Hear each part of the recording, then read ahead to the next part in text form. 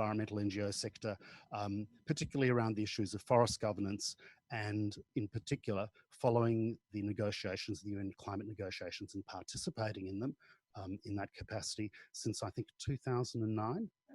So it's on that basis that Kate really has come to do the thesis that she will now talk about, which is, the thesis is actually called Global Climate Governance, the Politics of Terrestrial Carbon Mitigation in the Paris Agreement. I've got to say that it has been a pleasure and an honour to supervise Kate. This is one of those theses where you know that this is action research at its absolute best, and this thesis already has produced a number of very fine publications which are already doing what they're intended to do. So I hope that's a suitable introduction. It's my pleasure to hand over to Kate.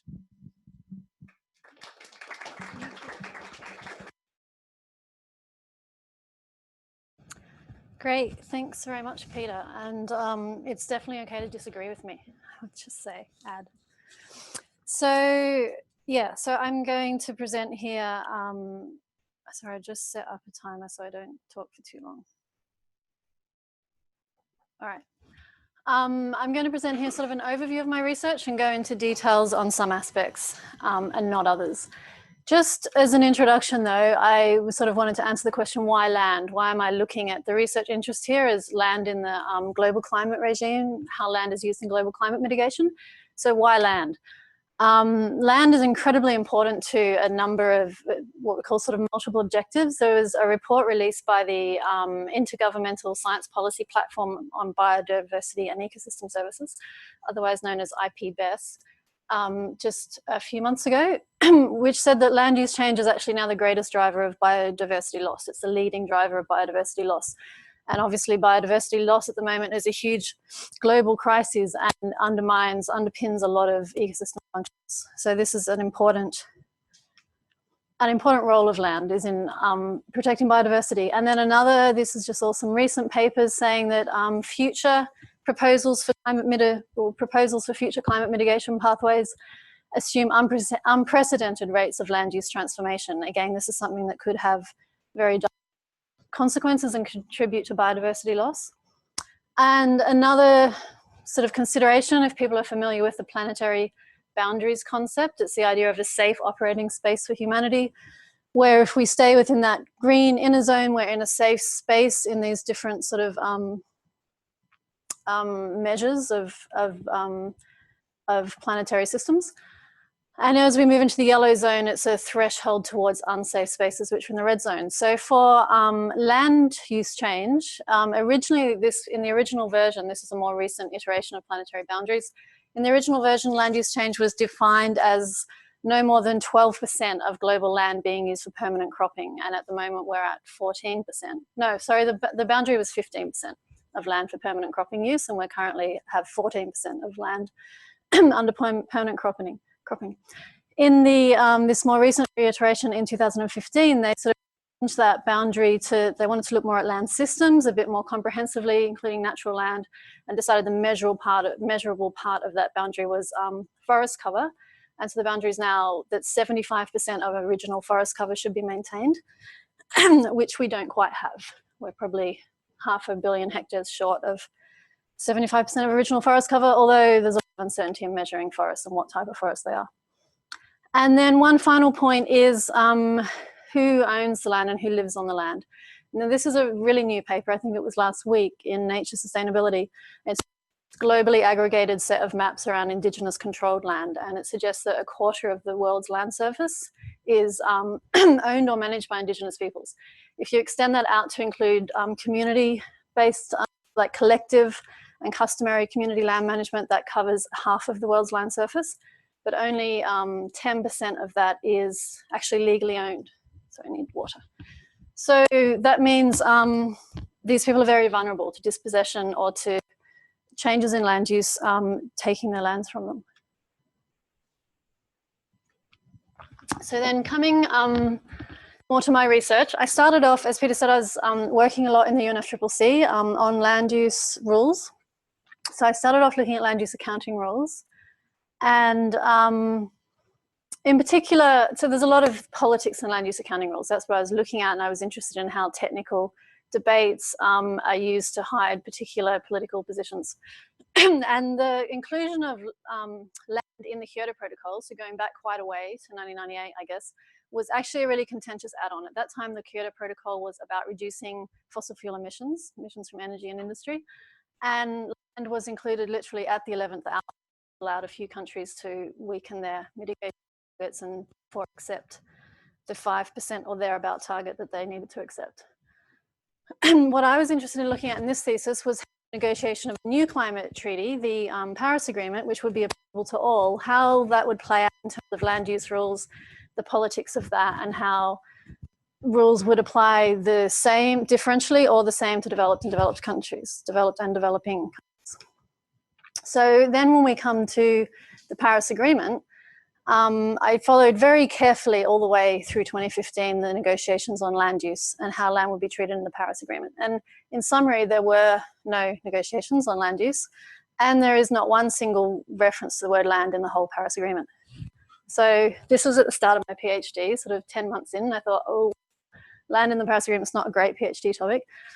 But in fact, when we look at Article 4.1 of the Paris Agreement, which is the key mitigation objective, land has become completely central there. So it talks about achieving anthropogenic emissions by sources and removals by sinks of greenhouse gases. Now, this is actually almost exactly the same language as in the Kyoto Protocol, the way that land-based sinks were included in the Kyoto Protocol. Net changes, which is the same as balance, in greenhouse gas emissions by sources and removals by sinks. But the difference here is this is Article 3.3 in the Kyoto Protocol. The mitigation objective is Article 3.1. This is sort of an add-on, and it's incredibly limited. The whole rest of the paragraph is sort of in limiting and delineating the which kinds of land use sinks can be included and how and under what circumstances. And then there was a whole elaboration of rules around that. So very limited and contested inclusion of land in the Kyoto Protocol. But then suddenly in the Paris Agreement, land is center stage and key to the central main objective. So that was my sort of starting premise for doing the research. Another consideration, though, that's often overlooked when people talk about Article 4.1 of the Paris Agreement is the second half of the sentence, essentially. So this, actually the whole paragraph is one huge sentence, and this is the second half of the paragraph, and the second half of this sentence is that we need to achieve this balance between sources and sinks, but this needs to be done on the basis of equity in the context of sustainable development and efforts to eradicate poverty. So in a way, this is a limit on how we achieve the balance. This is a limit on how we can balance emitting from fossil fuels with reducing emissions through land-based sinks is really our only, for all intents and purposes, our only option at this stage. So I was also interested in questions around how science is the uptake and use of science in policy and in climate policy specifically for this research, and questions of power or critical perspectives on power, how power can function within science and policy debates to dominate or marginalize certain groups, and how making transparent that use can be an emancipatory step that allows more voices to be heard, more types of knowledge to be included in the debate. So that was the sort of conceptual framework I was coming from. I've used heavily Sheila Jasanoff's theory of says that, sorry, it looks at how knowledge is contested and legitimized. So co-production is often looking at moments of what's called epistemic battles, debates around new theories of knowledge or new points of information contested, and before things are sort of what's called black boxed and shut down and accepted as legitimate, there's a process of debate and co-production. So essentially what Jasanoff was trying to do with co-production was investigate, not sort of prove or predict, but investigate or illuminate how science shapes society and how society shapes science. So it's a two-way process, and knowledge is not an objective external truth that's sort of found and then brought in and has a linear effect on policy and uptake. The last point here is I wanted to take an explicitly normative stance on these questions. find a way to judge what was a legitimate process of co-production in the uptake of scientific knowledge into climate policy, and what would potentially be an illegitimate process. So the research questions, the core aim, the overall aim, as I alluded to before, was just the question of balancing the two halves of the Paris Agreement's mitigation objective. And in this core research question, I've sort of brought in the role of climate science and not undermining sustainable development goals, or not undermining broadly sustainable development objectives. There were 3 publications that came out of this thesis. For the rest of the presentation, I'm going to focus mostly on the last 2. The first one was a very in-depth analysis of land use accounting rules, which is an incredibly boring thing, so don't read it and I won't talk about it. But what I essentially did, so from that core research question, there were 3 questions which involved the research activities of analysing the co-production of climate policy demands and sequestration science, identifying the legitimized knowledge in the climate regime, and evaluating the governance outcomes of these processes in the context of sustainable development. So these are the 3 steps I took that can be seen in the 2 papers I'll outline. Just a little background. So for the first paper, there's a large body of literature critiquing global climate models in general, or general circulation models, but well, for the most part, they critique general circulation models. There's some more recent literature critiquing integrated assessment models, which was what I was looking at because I was looking at mitigation pathways. And this literature tends to focus on the idea of sort of a technocratic and top-down view of the global climate, obscuring political and value-based judgments. That's the general premise. Integrated assessment models, for those who aren't familiar, combine economic and social assumptions, mostly to achieve cost-optimized outcomes for most of them. A very interesting perspective that was put forward early in the change. So I traced to some degree a little bit the IPCC process and the change between the 4th and the 5th assessment report, where we went from the SRES scenarios to RCP. And this paper I thought was quite insightful, describing that as a change from these integrated assessment models originally designed for exploratory research. So in the SRES context, they looked at a suite of policies under different socioeconomic development assumptions, and then looked at what sort of atmospheric concentrations and therefore what temperature rise those different policy assumptions would lead to. And the switch with us is that the temperature, desired temperature limit was determined first, and then policy ensembles or policy assumptions put together to meet certain temperature pathways. And so these people have described this as a shift from predictive to determinative in the use of IAMs, which changes what the tool is used for, and therefore perhaps how we should evaluate and assess the tool. So there's different conceptions of science, and here I'm using Jasanoff's term. She just distinguishes between research science, applied science, and this is in the realm of regulatory science, where knowledge the knowledge production is explicitly for the purpose of policy use, which changes a little bit the boundaries around how science is constructed. So in this paper, I'm describing the second paper that I published. So looking at the shared socioeconomic pathways, so the most recent generation of IAM scenarios used this shared set of assumptions around future development pathways. And for people who aren't familiar with them, across the top, so there's 5 scenarios, from a SSP1, a sustainability scenario, to SSP5, fossil fuel development scenario. And in the middle, regional rivalry and inequality. So they've all got slightly different characteristics. I've summarized in the top row there some of it says policy characteristics, but they're actually specifically the characteristics of these scenarios to do with land use policy, which mostly focuses on forests and agriculture, actually. Anyway, so in this paper, I looked at 15 scenarios for RCP 2.6, which is the pathway compatible with a 2 degree or below 2 degree temperature limit. And I looked at 15 scenarios from that database. I think there's 18 in there, but I excluded the which GloBiome model because it just didn't produce any, they didn't give information about the land use outcomes. And then under SSP3, there were no 2-degree scenarios, and no scenarios compatible with 2 degrees could be achieved under SSP3. So that left 15 scenarios to look at, and that's what we'll describe in the paper.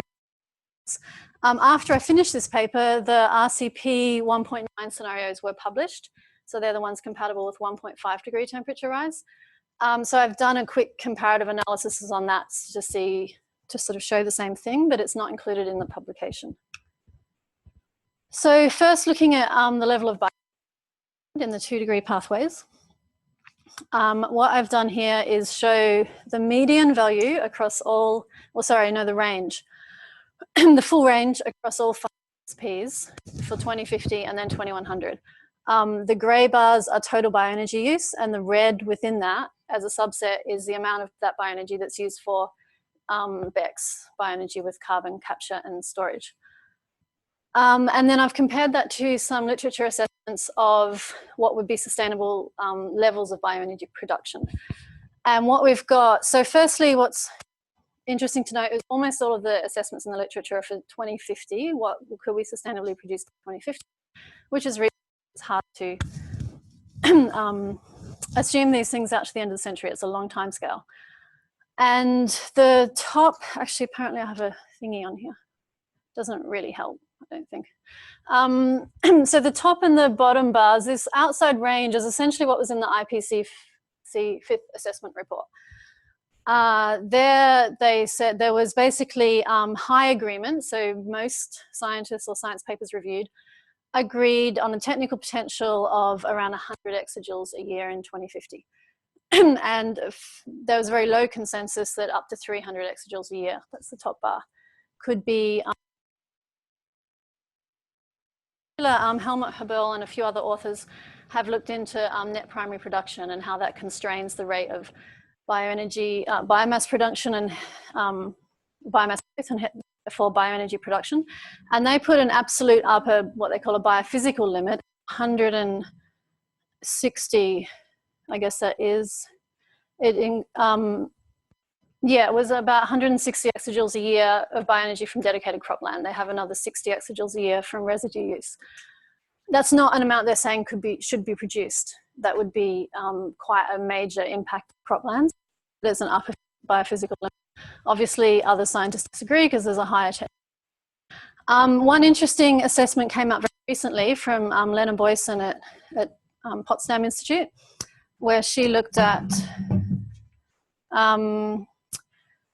constrained potential, a little bit similar to what I've done, but a very different methodology, constrained potential of bioenergy when compared to food production, biodiversity, and climate trade-offs. So when all those goals are met, she thought that not much more than 100 exajoules a year could be produced right through to the end of the century. So one of the things here, the median value of bioenergy production is just over 100 exajoules a year in 2050, but it scales up hugely to 2100. So there's a big assumption that after 2050, this is going to scale up. And I would say, well, what I argued in this paper is not based on any evidence that we could scale up beyond what people are already considering to be limits. And then a related sort of variable in the data that came out of these pathways is the extent of land use change. So a lot of this is land use changes driven by the demand for bioenergy in the models. And up the top here, what we've got, energy crops and cropped land.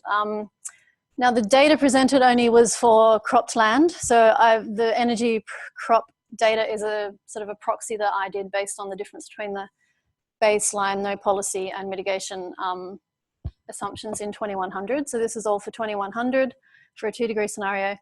Again, it's across all 5 SSPs, and the full range is a slight decrease in cropland to over 1 billion hectares of additional cropland. That's on currently, today's cropland covers 1,500 million hectares, so 1.5 billion hectares. So we're looking at doubling cropland by the end of the century, largely for bioenergy crops, which is that top red line. And I guess the other interesting thing that comes out, I think, in this graph, or why I presented it this way, is the trade-offs in land use. there's certain categories of land use. These are the categories the models use. Obviously, there's much more complex categories of how land use can be divided. But the increase in cropland and forest land comes at the expense of pasture land and other natural lands. Now, these could all be good or bad. Well, not all of them. Extra cropland, it's not likely to be good. A decrease in pasture land could be a good land use transition, depending on how it was done, as could an increase in forest land, but they could also both be bad land use transitions. Good and bad in terms of winners and losers from these changes in land use. So I then interviewed policy experts who were involved in the use of some of these modelled outputs, mostly for the countries are now involved in writing 2050 or long-term, mid-century mitigation strategies, one of the requirements under the Paris Agreement. So I interviewed policy experts who were engaged in writing those for 4 different countries. Some of those had used these IAM outputs to inform those mid-century strategies. And I also interviewed IAM modelers from 4 of the 5 different modelling groups that I looked at. And a few key themes came out of that, really 4 key themes that I thought were important. The first is uncertainty. So it's important to understand that land-based mitigation and the potential for this and the sort of quantification of it remains among the largest of the uncertainties in modelled outputs. And uncertainty was dealt with in the models through expert judgment. So there was a lot of judgment involved around how much land would be available and what land was being used for. The second one is feasibility. Modelers in particular were very clear that model results don't imply real world feasibility. That's not the purpose of the models. But at the same time, the inclusion of this level of bioenergy, BECCS, to remove emissions from the atmosphere, was critical to the 2 degree and 1.5 degree pathways. Like that was, achieving that deep mitigation was reliant on bioenergy. The cost of bioenergy was, assumptions around the cost of bioenergy was very reliant on assumptions around the availability of land. So it's all very tied up in terms of what assumptions and decisions are being made as to what technologies can be included in the models. And then constraints was related to, modelers spoke about this a lot, that the models were largely, and as far as possible, they preferred them to be unconstrained because that was more scientific. So there was greater scientific authority from having unconstrained models and following the methodology of being constrained to the methodology of the models and limiting the amount of external assumptions that go in made the models more defendable, more acceptable to peer review, and therefore more legitimate. And it was considered unscientific to induce constraints to achieve a desired output. And the constraints I was suggesting could be potentially included were around food security, biodiversity protection, limiting land use change, etc. And then the final one was responsibility. It's very clear that, and when looking at the literature of model results, that the caveats and trade-offs and potential negative outcomes are very clearly enunciated by modelers and in the literature. But they tend to be lost as soon as there's, in the uptake to policy-facing documents and in more political statements, those caveats are lost. So we get mitigation pathways heavily reliant on large-scale land use change that don't articulate that, they just articulate the mitigation pathway. Very quickly, I did the same thing for the 1.5 degree pathways. There weren't a lot of differences. There was slightly more use in 1.5, but not a huge amount more use, showing sort of harder limits on reducing, harder requirements on the energy sector. The 2050 use of bioenergy was almost double the 2 degree pathway. So it was earlier scaling up of bioenergy use.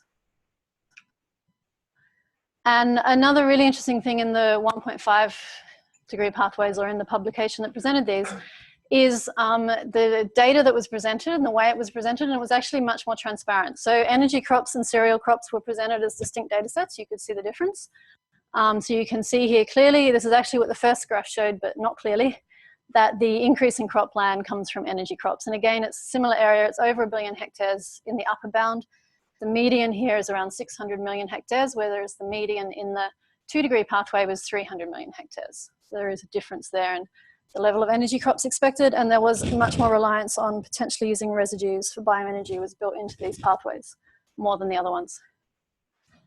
And then another interesting thing is there was no data presented for other natural land, which is perhaps coming, or perhaps I'm not sure, but that is worrying because the conversion of other natural land is what we're really critically worried about.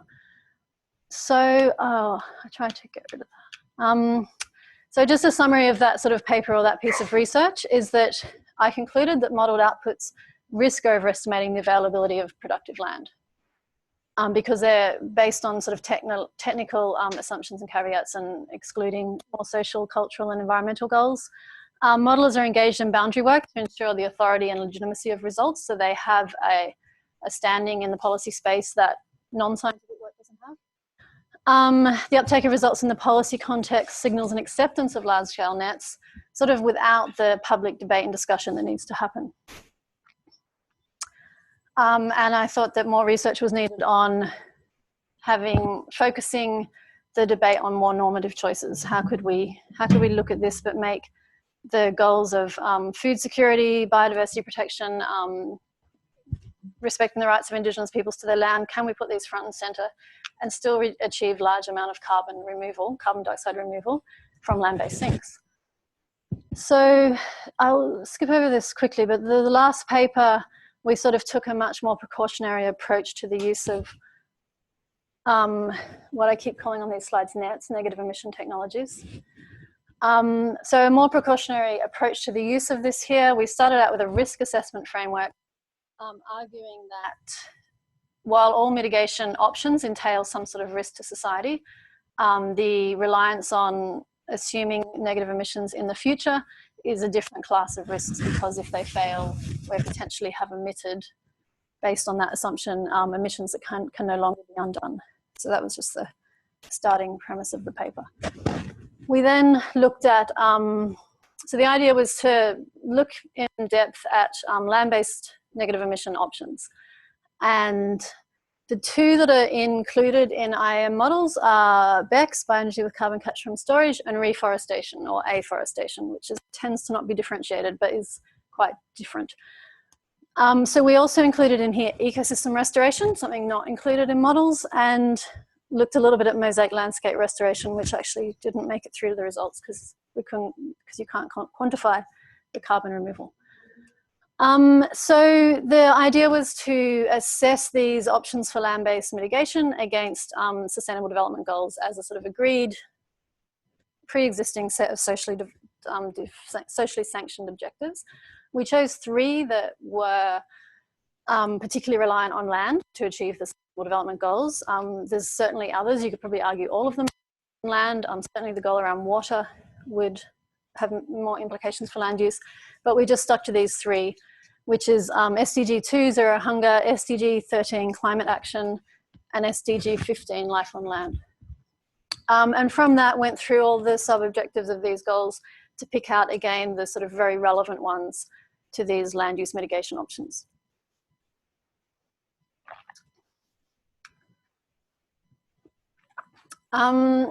So what we then did with this list of objectives that were reliant on land and list of land-based mitigation options and quite detailed investigation of what exactly involved, what the mitigation options would involve, what types of land use change, what was the sequestration potential, where was the land, well, to some degree. We then sort of just did a synergies and trade-offs analysis, and this would probably be more interesting if it had colours, but it's got pluses and minuses. So included in this actually is avoided deforestation as well, which is not a removal option, but a lot of the removal options such as reforestation and forest restoration relies on first stopping deforestation, so the degraded forest can regrow. So that's included as another option. Mosaic land, so I've got forest ecosystem restoration, mosaic landscape restoration was in there, which is largely agroecology, so agroforestry. Growing trees in agricultural landscapes actually has a huge and undervalued or overlooked mitigation potential. And soil carbon restoration, we didn't include that in the end, in the final analysis. So we've just documented synergies and trade-offs really, and then based on that,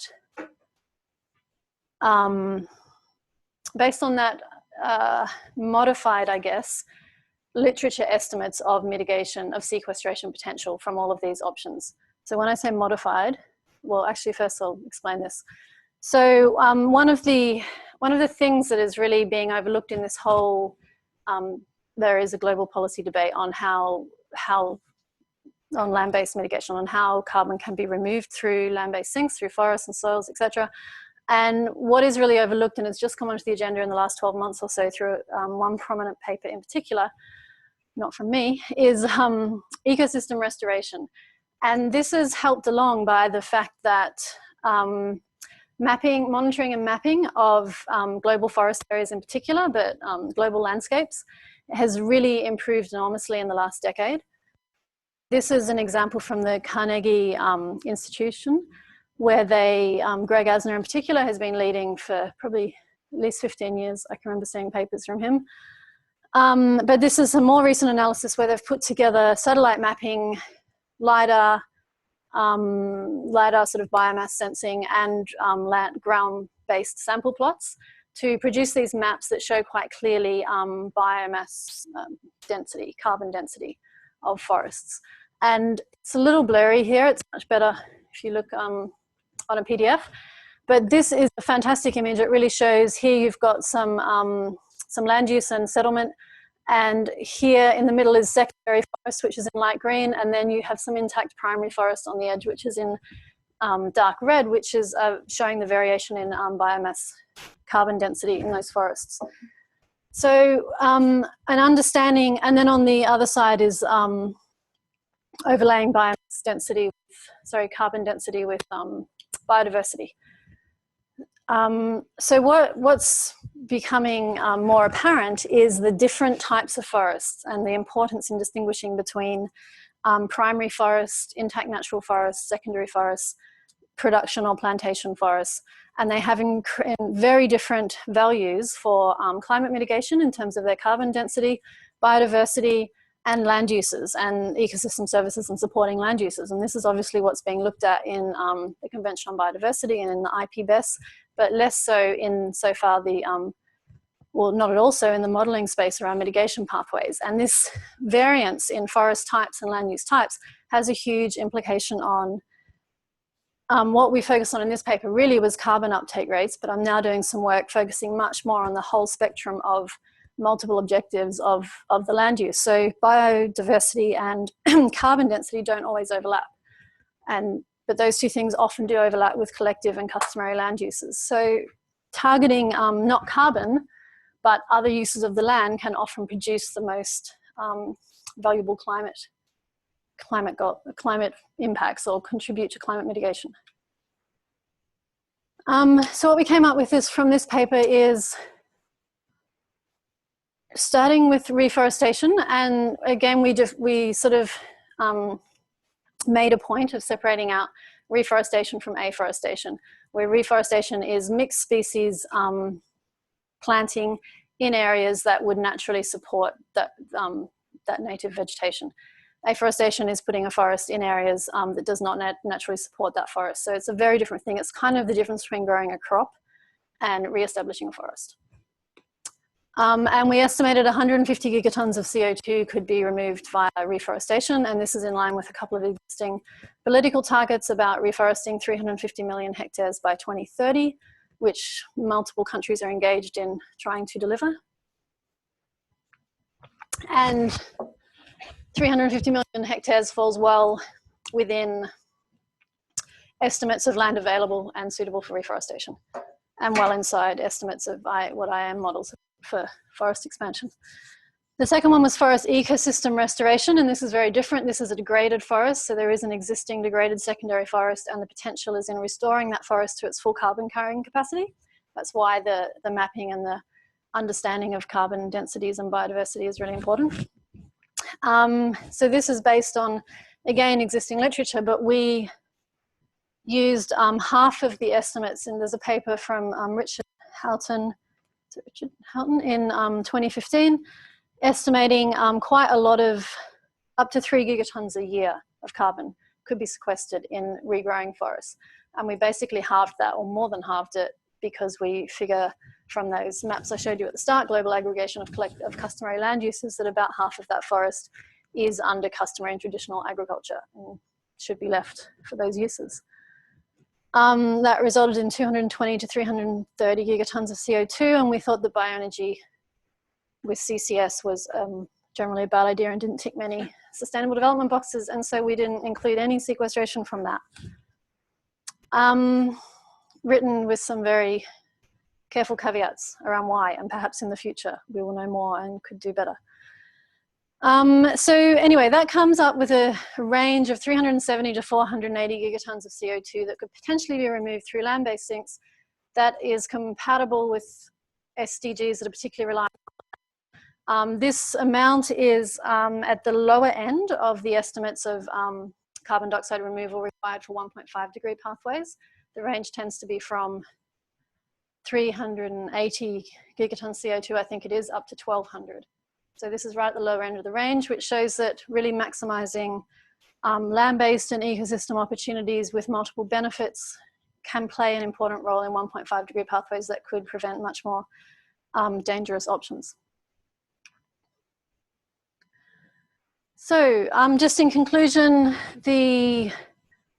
I think it's a pivotal shift in the UNFCCC that sinks which were excluded, and going back to land use accounting rules, they're still currently set up to minimize and exclude and limit the use of sinks. So that's another area that really needs to be turned on its head, and it comes with lots of problems around how that could be done.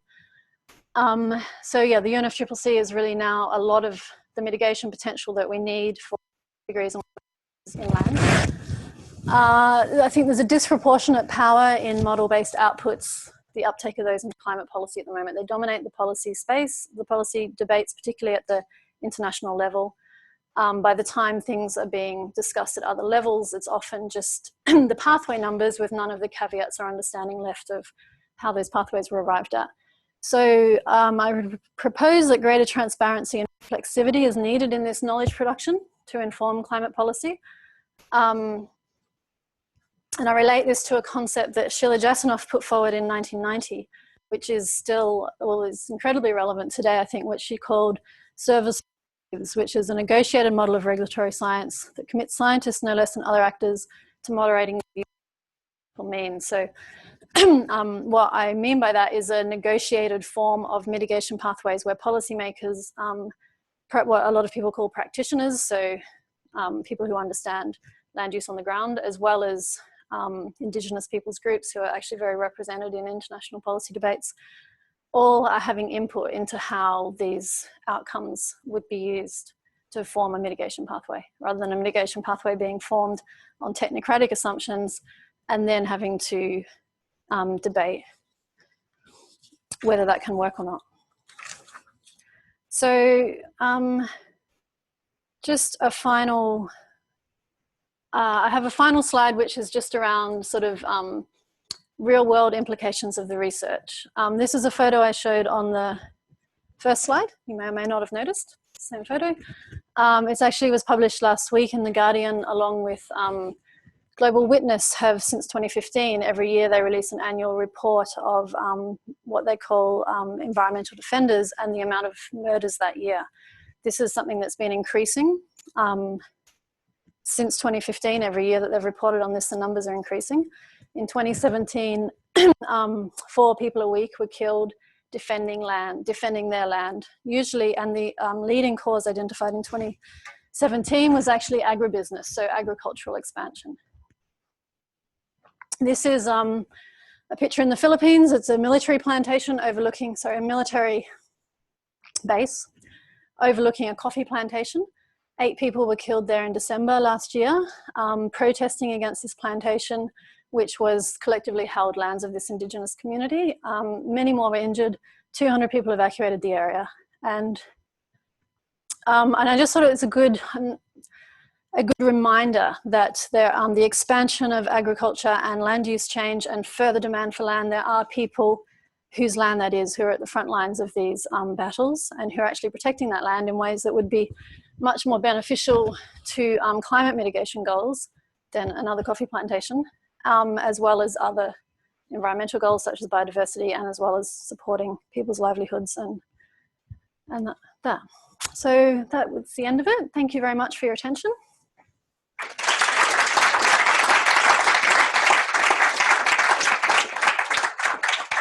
You get to handle if there's any questions.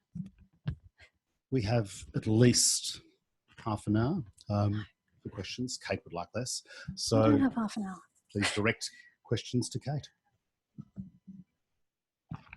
Any questions? I think you are supposed, oh, there's a microphone.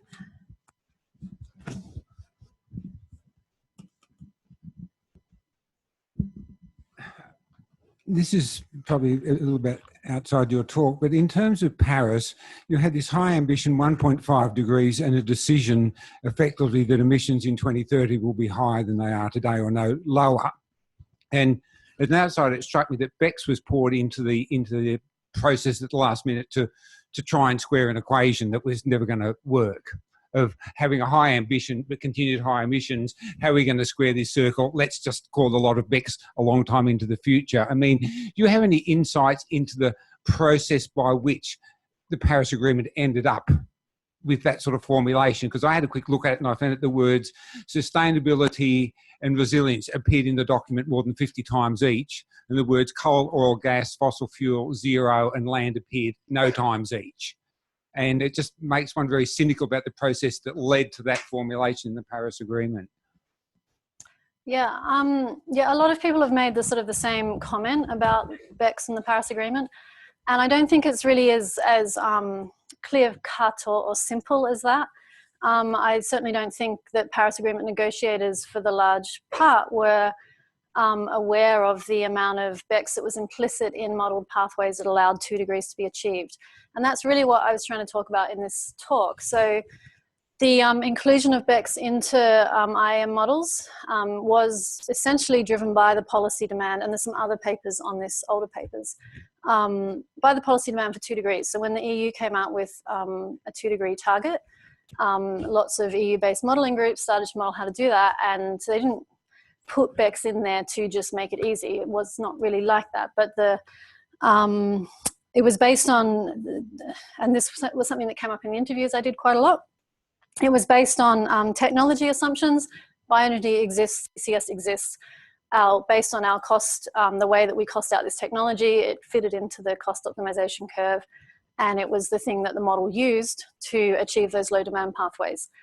I would, like, personally, and other people as well, have, and there's an increasing number of papers written on this, sort of critique some of those underlying assumptions around the cost assumption that I said was reliant to a large degree on land availability, which in itself is very uncertain and often ignores the multiple uses of land that might be happening, particularly degraded lands.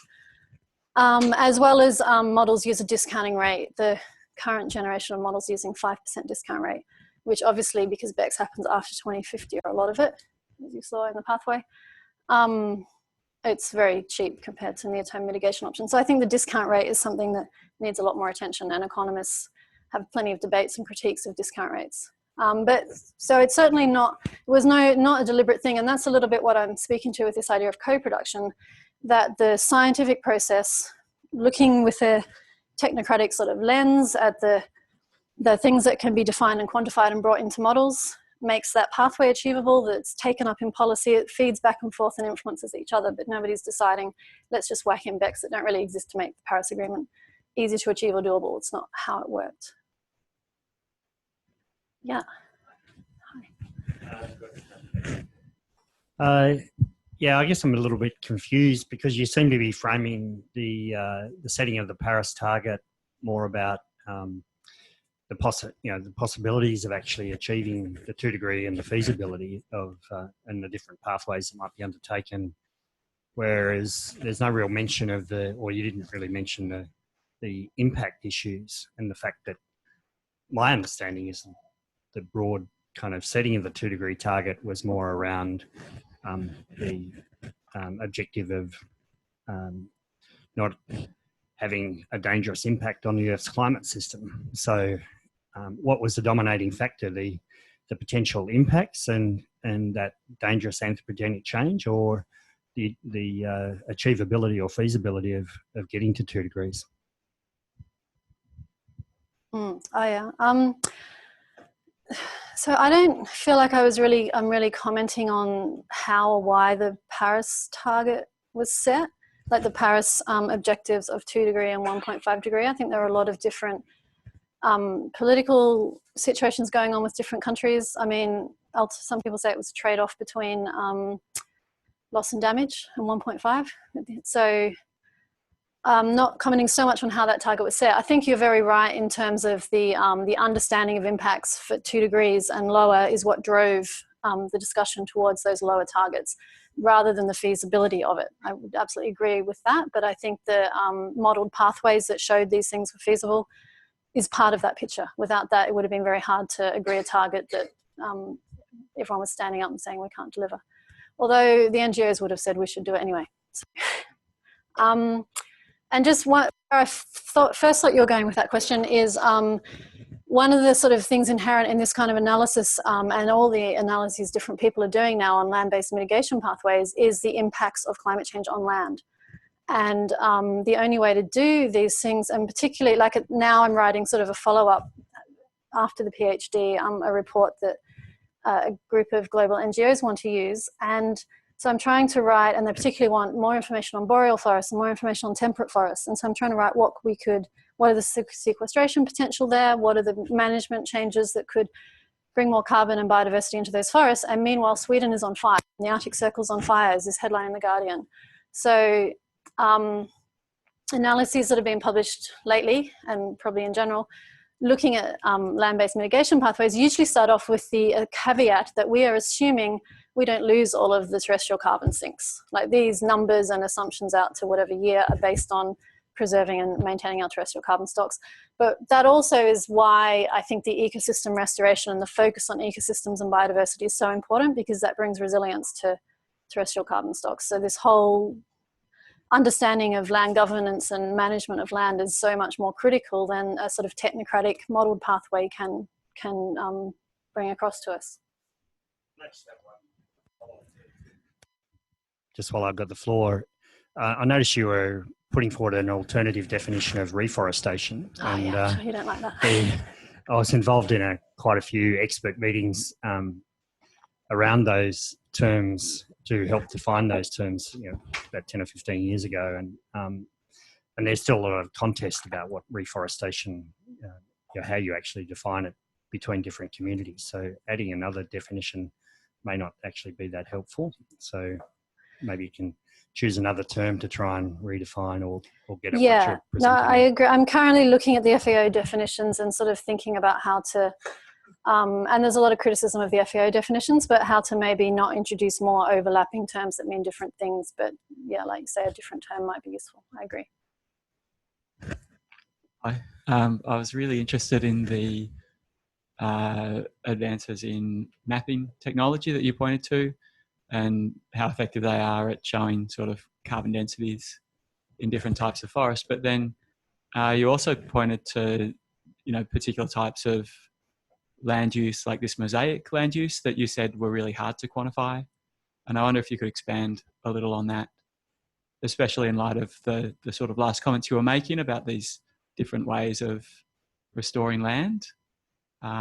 Because it strikes me as another example of the sort of scientific techniques alongside the sort of, real world and livelihood implications and the policy making as a potential site of co-production. Yeah, no, I think it's a really good point. And I was thinking about it when I put that slide in, that it's sort of coming around full circle to relying on scientific and technical inputs again to define what are the valuable areas to conserve isn't necessarily the way to go. So in terms of the advances in mapping, that particular example, and there's also some others, some other institutions involved in very similar sort of high resolution mapping of carbon densities or biodiversity areas. They're very labor intensive and expensive, so they're not global cover. That was Amazonia, that picture. And there's been a few recent papers on the Amazon or parts of the Amazon, and also on a state in Malaysia, Sabah in Malaysia, showing some really interesting differences in what people would have expected from carbon densities in disturbed and undisturbed forests. So these are really, so that level of intensity of mapping can just be used to inform what different landscapes might look like. But the mosaic landscape restoration that I skipped over, it's sort of estimated that there's 1.5 billion hectares that could be suitable for that sort of restoration, and that land area is not going to be intensively mapped. There's also a lot of, so that does involve tree cover, increasing the tree cover in agricultural lands, and that is somewhat easier to quantify than increasing the soil carbon, which is another part of landscape restoration, or degraded landscape restoration. And what I actually think is that focusing not only, and the point I tried to make at the end, is focusing not only on the carbon or climate related goal, but focusing policy interventions at biodiversity, ecosystem protection, and in particular livelihood and land rights. So there's a lot of research coming out now showing that Indigenous peoples or collectively managed land, which is not always Indigenous peoples, but it's land under customary management regimes, have higher carbon and biodiversity and environmental services. Like, these people protect the land better. So securing land rights, we have 10% globally secure, global customary land rights, 10% of those are secure. Securing those land rights would enable those people to protect their land without being shot by the military, and would deliver benefits across all of these sorts of objectives without having to quantify the carbon.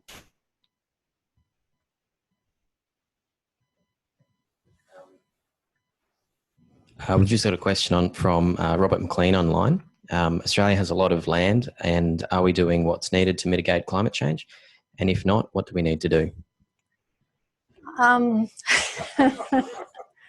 So I'm definitely probably not the expert in the room on Australia's land. And if we just stick to land, I don't going to say what Australia should do. In general, we're not doing what we need to do around climate change, as I'm sure everyone would probably agree in Australia, everyone in this room. In terms of land, no, we're not doing what we need to do, because over the last couple of years, we've cleared 500 million hectares of forest in Queensland. It's definitely the wrong direction. And all kinds of, I haven't looked into it in detail, but I understand that different overlapping and not obscure, but vague government regulations allowed that to happen on private land. We're also using,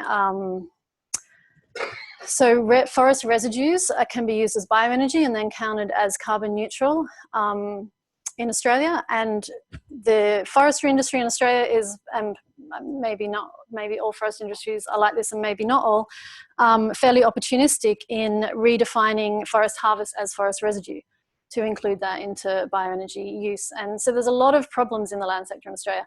In terms of agriculture, I don't know as much, only what's happening in the forest area, but I think we're certainly not doing what we need to do.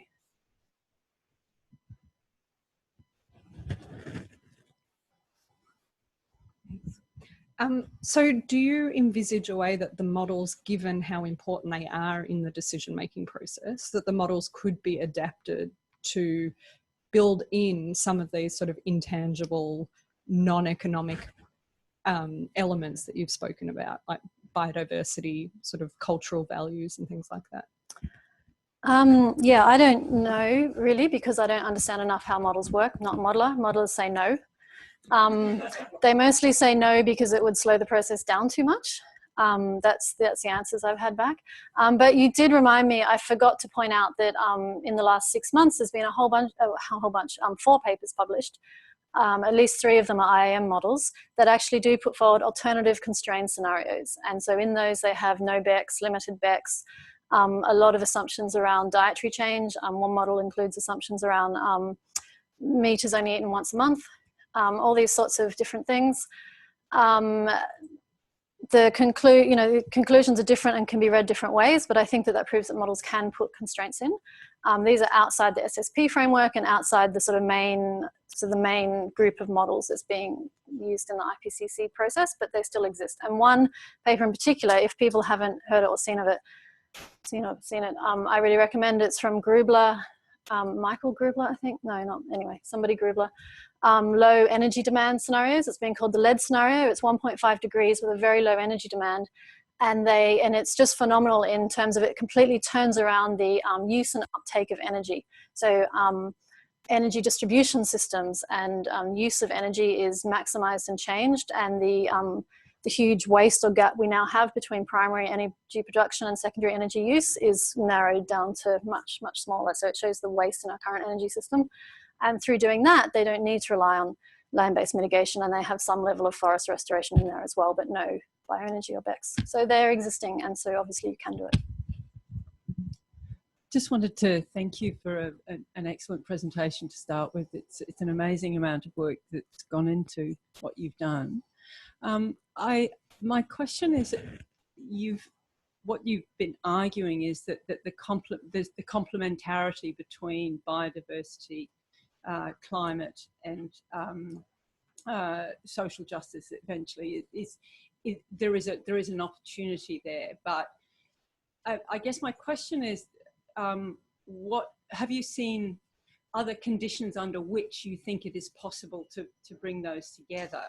So are there places that you see that are doing better in terms of exploiting that complementarity?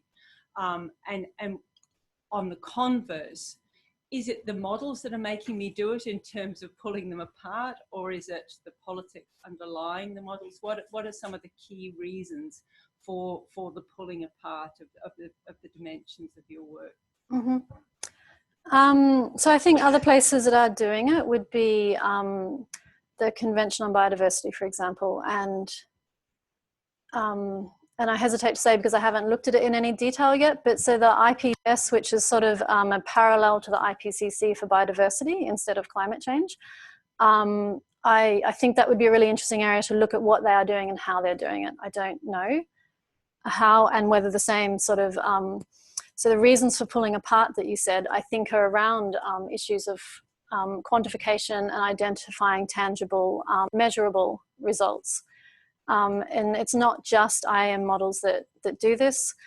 It's just that's what's used in the particular climate policy process I was looking at. It's certainly a much, much wider.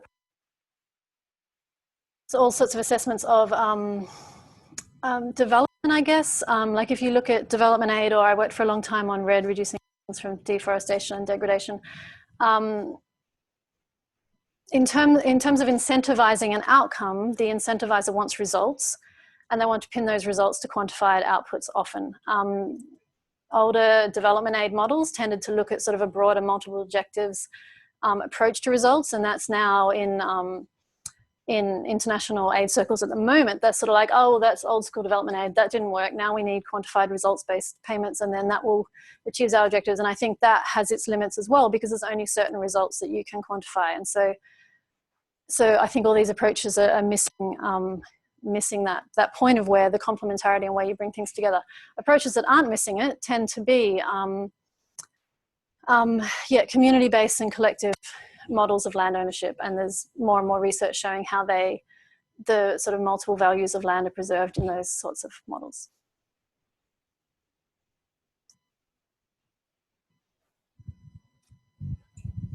Thanks, Kate, that was great. I had two things. You said at one point that the models risk overestimating the availability of potentially productive land. And I just wondered if you were being polite there, because what I was hearing you say was the models do overestimate that, or whether you are indeed hedging it in the way that you initially expressed it. And the other question I had was, when I hear a lot of your description as someone from the social sciences, and I see your last picture, the word colonialism comes to mind, but not in the presentation. And I wondered to what extent one could say that some of the modeling indeed contains colonial assumptions. Thanks. So this will be the last question, by the way. So the first question, thank you very much. You reminded me of another point I forgot to make. I very, sort of haphazardly put together 5 different SSP scenarios and showed you the whole range. And the range was so big in a way it told you nothing about the extent of land use change.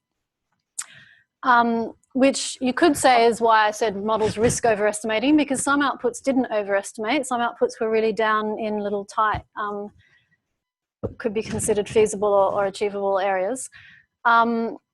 But one of the reasons I put all of the 5 SSPs together, apart from that it was easier than doing 5 different things, is a really interesting outcome of that piece of work was that it was models themselves that explain the huge variation in results rather than the SSP pathways. And I think that's important to understand, because the argument is we've got 5 different development pathways. We've got a wonderful, perfect, sustainable development world. We've got a fossil fuel driven world, and we've got a world of regional rivalries where trade has ended and we're at war. And so there should be discernible patterns between those pathways. And obviously this is the very first stage of, or the first generation of these modeled outputs. There's only 18 scenarios for SSP for 2-degree pathway and 15 or 6, similar for 1.5. So there's not many, but it's, the patterns you see are in the models, not in the pathways. So one model, GCAN, for example, has huge amounts of bioenergy, huge amounts of land use. Image, which is the only model that includes, actually does include biodiversity targets and a food security constraint, has very low levels of land use. So it's in the modeled assumptions that we see potentially overestimated land use, and it's not in all scenarios. That's why I put risk. The second question, what was it? Colonialism. Yeah, so that's an interesting one, and I'd have to think about it more carefully before I called it colonialism. But I think there's definitely an element of, there's a huge element of the assumption of land availability and the ignoring of land uses. And there's a really interesting paper from Gibbs and Salmon, 2015, where they try and estimate the global spatial extent of degraded lands. And they just say that it's so uncertain. Estimates range between 1 billion and 6 billion hectares, 6 billion hectares being about half the Earth's land surface. Because we don't know the uses of all these different lands, and estimates of degraded lands are often ignoring people using lands intermittently and the cultural or social values of land. So I just think that these estimates are, and what I'm trying to say in here is the use, the knowledge framework that these models are relying on is just one kind of knowledge, and it's ignoring a whole lot of other different kinds of knowledge about how you might identify a particular pixel of land on a global map. Yeah. Okay, I think I will be done.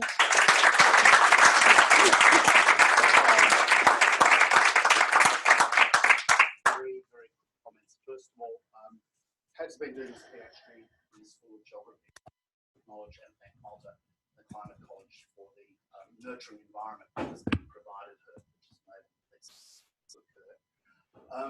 Secondly, I want to thank you all for coming. And lastly, again, I think we should thank Kate for an extremely powerful paper on an extremely important and wonderfully researched thesis. Thank you.